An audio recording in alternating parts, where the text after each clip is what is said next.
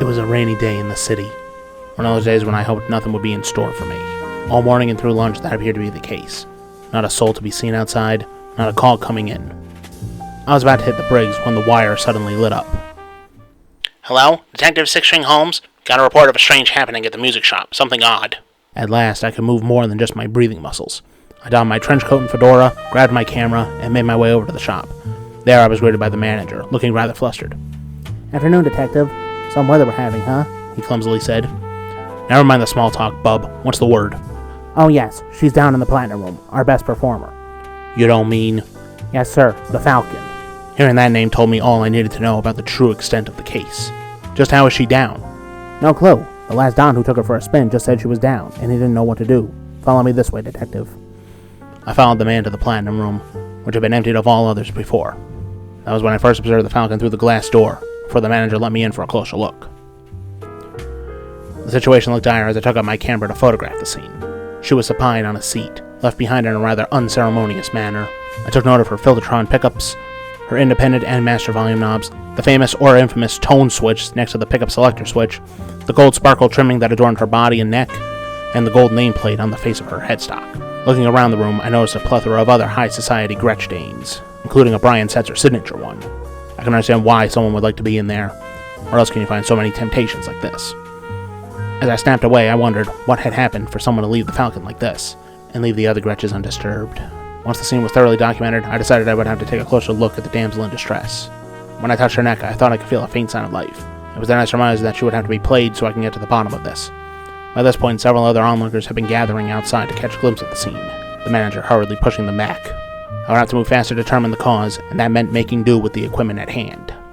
A cable and a Fender Super Reverb amp were beside the Falcon, and the only pick I could find on short notice was a rather thin and rather battered nylon one.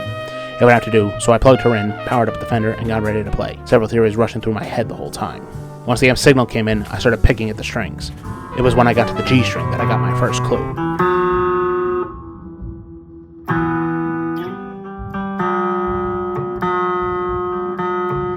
It was horribly slackened.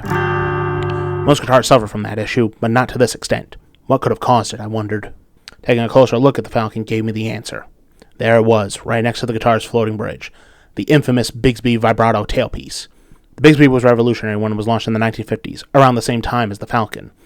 But it's notorious for not holding tuning very well, especially with heavy use. I deduced the man before me had gotten too overzealous with the Bigsby, and caused the G string to slip way too flat. Then, unsure of what to do, he just panicked and fled the scene, raising the alarm to the manager on his way out. Now, it's not impossible to keep the Bigsby in tune. It just requires a very specific set of procedures. Procedures not everyone knows. I know the procedures myself, but I did not have the means to meet them right then and there. I did know the quickest solution to the Falcon's problem. Just tune the G string back up to pitch.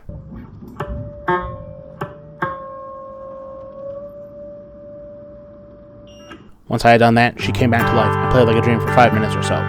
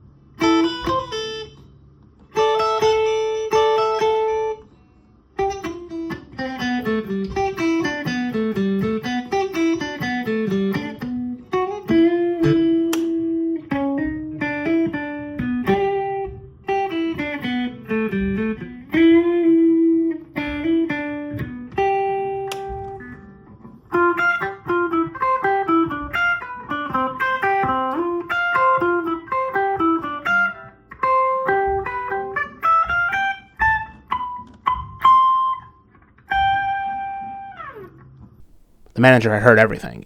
Is she alright now? He asked. Indeed she is. She was just out of tune before. The manager asked how that was possible. The last Don used her Bigsby too hard, I continued. You gotta be careful with this thing.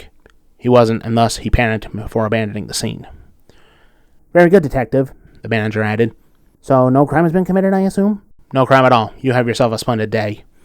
After a quick farewell, I left the store, walking into the falling rain. It was then I realized that a crime had indeed been committed, that someone didn't think clearly enough to retune the Falcon and keep playing her. It's a true crime now many others have the honor to play this white lady. I pity anyone who passes up that chance in the future.